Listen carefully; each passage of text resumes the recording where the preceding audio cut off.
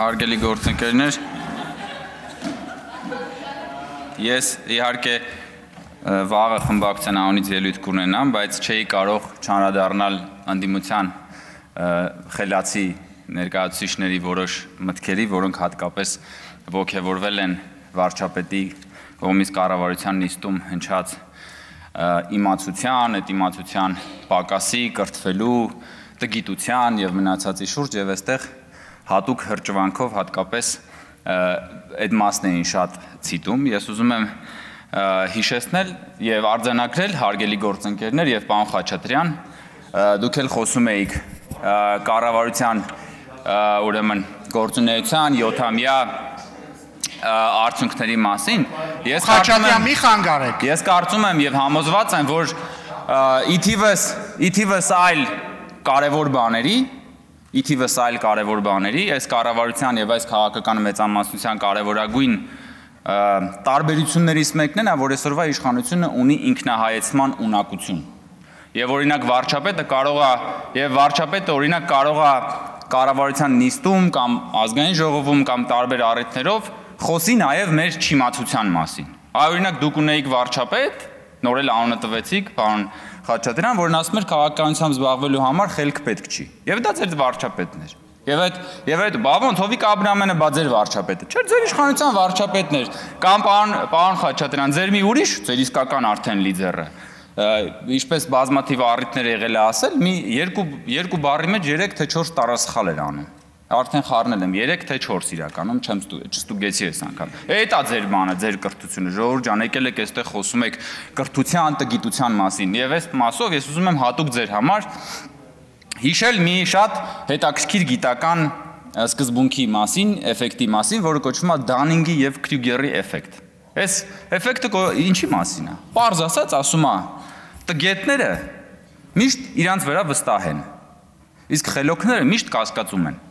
Խի, որովհետև խելոքը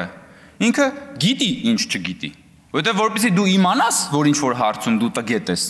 դու նախ եւ առաջ պիտի ունենաս որոշակի քանակությամբ խելք դա հասկանալու համար, իսկ այն որ տգետը չգիտի, նաեւ որ ինքը տգետ է, ինքը վստահ է։ Հիմա ժողովուրդ ջան, այդ որ դուք այդքան հատկապես ուրախացել եք, երբ որ վարչապետը խոսել է տգիտության մասին եւ այստեղ հրճվում եք, այս դուք Դանինգ-Քրյուգերի էֆեկտի իրական շահառուներն եք, այդ ձեր մասին է։ Այ որ դուք մի քիչ ժամանակ առ ժամանակ ձեր վրա կասկածեիք, դուք կլինեիք Դանինգ-Քրյուգերի էֆեկտի մյուս կողմում։ Բայց քանի որ ձեր մտքով չի անցնում, որ ինչ որ բաներ կան, որ ձեր մտքով չի անցնում, դուք չգիտեք ձեր սեփական տգիտության մասին։ Եվ դա է ամենախորը տգիտությունը, այնպես որ ես խնդրում եմ գոնե դուք տգիտության մասին չխոսակ կամ դուք իհարկե սովորելու տեղ չունեք, որովհետև դուք ի սկզբանե կատարյալ եք։ Ինտերնետում մի հատ բան կա, մի հատ մեմ կար, ասես նկար է երկու մասի բաժանված, մի կողմում բանն է, Mercedes մեքենա է, մի կողմում Ժիգուլի, եւ թվականներով, ասենք 1980 թվական Mercedes, հետո 1985 թվական Mercedes-ը մի քիչ ավելի լավն է, հետո 1990 թվական ավելի լավն է եւ այսպես շարունակ եւ գրված է աստիճան Mercedes-Benz աստիճանական կատարելագործում։ Մյուս կողմում Ժիգուլին է։ Եվ Ժիգուլին 1980-ին նույնն է, 1982-ին նույնն է, 1985-ին նույնն է եւ գրված է Ժիգուլի, ի սկզբանե կատարյալ։ Հիմա դուք ի սկզբանե կատարյալ Ժիգուլի եք, ժողովուրդ։ Այդ որ գալիս եք ստեղ բան եք անում, այսպես հրճվում եք, որ մենք խոսում ենք, այո, մենք կարող ենք կանգնել եւ ասել, որ մենք ինչ-որ բան չգիտենք, որովհետեւ մենք մեր չիմացությունը իմանալու համար անհրաժեշտ խելք ունենք։ Իսկ դուք այո, դուք կրթվելու էլ տեղ չունեք, որովհետեւ դուք ի սկզբանե կատարել Ժիգուլի եք։ Քաղաքական դինոզավր, որի մասին բազմաթիվ անգամներ առիթ եմ ունեցել ասելու, պարոն Խաչատրյան, հասկանում եմ ձեր հայացքը, որը չեք կարող որևէ բան ասել, հակադարձել, որովհետև ինքներդ էլ գիտեք, որ ես շատ ճիշտ եմ ասում։ Հարգելի, այնպես որ մի քիչ ինքնահայեցումը ձեզ չեր խանգարի, սիրելի գործընկերներ։ Քանի որ պարոն Ռուբինյանը եւ այսօր նաեւ քննարկվեց, եւ պարոն Մինասյանը գնաց էլի, ասում էր իրական Հայաստանը ողբի մասին է, դուք ողբ եք բերում, դուք բերում եք սա, դուք բերում եք նա եւ այլն եւ շարունակելով նաեւ Դաշնակցության 100-ամյա պատմության բանը, այսպես շարքը, ես կուզենամ ձեզ հիշեցնել մի քանի բանի մասին, հարգելի գործընկերներ։ Իհարկե պարոն Ռուբինյանը սկսեց, ես կշարունակեմ։ Ես սա իմ ձեռքում հայ հայտնի պատմաբան Լեոյի անցյալից գիրքն է, Լեոն շատ լավատեղյակ հեղինակներից մեկն է, այդ թվում Դաշնակցության պատմության, Դաշնակցությունը ակնհայտորեն չի սիրում Լեոյին, հասկանալի պատճառով հիմա ավելի կհամոզվեք թե ինչու, եւ ահա Լեոյի գրքի էջերից մի հատված։ Ադանայի ջարդը, այս ազգասեր Դաշնակցության մասին է։ Ադանայի ջարդը այնուամենայնիվ մազի չափ չվնասեց այն մտերմիկ բարեկամական հարաբերություններին, որոնք գոյություն ունեին Դաշնակցության եւ երիտթուրքերի միջև։ Ամենից առաջ հիշատակելի է այն փաստը, որ Ադանայի արյունը այլևս դաշնակցականների ձեռքը չտվեց դիվանագիտական մուրացկանի ցուպը եւ չուղարկեց նրանց Լոնդոնի, Փարիզի կառավարիչների դռները ծեծելու։ Դժվարություններ ստեղծել երիտթուրքերի կառավարության դեմ Դաշնակցությունը չէր ուզում։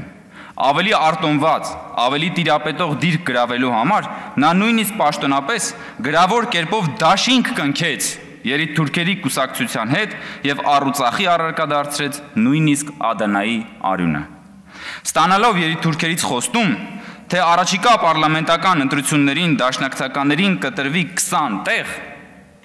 այդ հայ հեղափոխական կուսակցությունը ստորագրում է դաշնակցային պայմանագրի այն հոդվածն էլ, որում ասում էր, թե Ադանայի արյունահեղությունը պիտի մոռացության մատնվի։ Հիմա, հարգելի գործընկերներ, եկել եք եւ ասում եք այստեղ, որ մեզ մեղադրում եք տարատեսակ դժբախտությունների մեջ, ձեզ ներկայացնում եք որպես հայ ժողովրդի փրկիչներ, սա է ձեր պատմությունը։ Սա է ձեր պատմությունը, սա ձեր ժառանգությունն է, Տիկին Կյուրեղյան, խնդրում եմ, մի խանգարեք, Տիկին Կյուրեղյան, ես հասկանում եմ, որ ձեզ հաճելի չէ ինչ որ ասում եմ, ես հասկանում եմ, որ ձեզ հաճելի չի, իդեպ դուք էլ եք խոսում այդ տգիտության թեմայով եւ այլ, եւ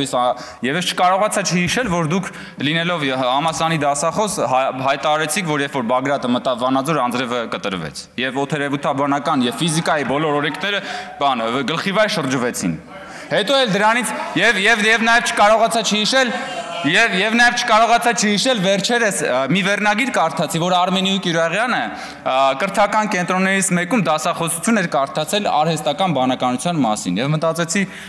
բնական բանականությունը հորով մորով արել, հիմա անցել է արհեստական բանականությանը Տիկին Կյուրեղյանը։ Դրա համար էլ այստեղ գալիս եք եւ խոսում եք վարչապետի ասած իմացության, տգիտության մասին։ Ես խնդրում եմ, մի քիչ համեստ եղեք։ Տիկին Կյուրեղյան եւ մյուս գործընկ Տիկին Գալստյանը գնաց գոնե գիտելիքի, տգիտության, իմացության դրա պակասի մասին, մի քիչ զգուշորեն խոսեք։ Տարբեր բաների եւ մեկ էլ ազգասիրության մասին, որովհետեւ այս Լեոյի գիրքը սեղանից դրած է, հենց որ ու էլի գրքեր կան։ Վերցնելու եմ գամ եւ այս հատուկ բան եմ ստեղծելու մի հատ ժանր եմ ստեղծելու դաշնակցության պատմության մասին եւ ձեր դուրն էլ հաստատ կգա, հարգելի գործընկերներ։